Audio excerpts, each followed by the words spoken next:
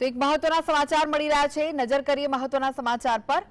Forest guard ભરતી મુદ્દે ઉમેદવારોનું આંદોલન સામે આવ્યું છે। મહત્વના જે સમાચાર મળી રહ્યા છે, ઉમેદવારોએ રાત્રે સ્થળ પર જ રાતવાસો કર્યો છે। તો વહેલી સવારે ઉમેદવારોની અટકાયત કરવામાં આવી છે। ઉમેદવારો પોતાનો રોષ દર્શાવી રહ્યા છે। સીબીઆરટી પદ્ધતિ રદ કરવાની ઉમેદવારો સતત માંગ કરી રહ્યા છે।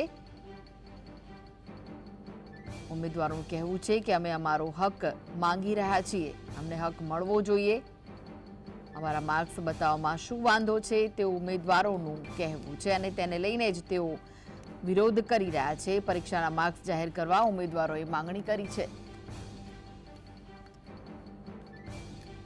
તો ફોરેસ્ટ ગાર્ડ ભરતી મુદ્દે ઉમેદવારોનું આંદોલન સામે આવ્યું છે। આ વિશે વધુ માહિતી માટે જોડાઈ ગયા છે સંવાદદાતા વિરેન્દ્રસિંહ ભાટી। વિરેન્દ્ર, શું અપડેટ્સ મળી રહી છે આ સમગ્ર મામલે? બિલકુલથી કૃષ્ણા, કે જે ફોરેસ્ટ બીટ ગાર્ડની ભરતીને લઈને ઉમેદવારો રામકથા મેદાન એટલે કે ગાંધીનગરમાં ઉમટી પડ્યા હતા।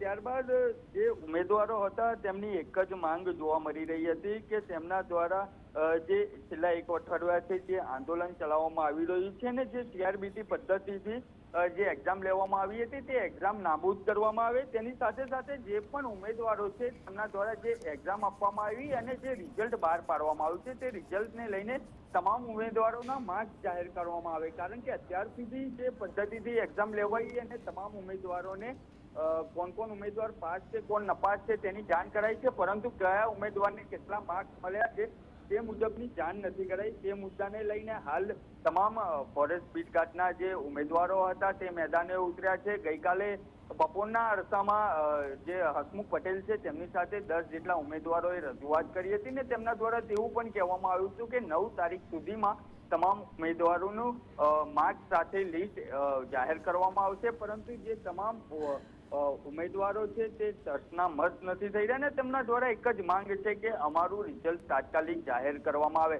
તેને લઈને હાલ તમામ ઉમેદવારો રામકથા મેદાન ગાંધીનગર ખાતે આંદોલન ચલાવી રહ્યા છે। કૃષ્ણા જી, આભાર માહિતી આપવા માટે।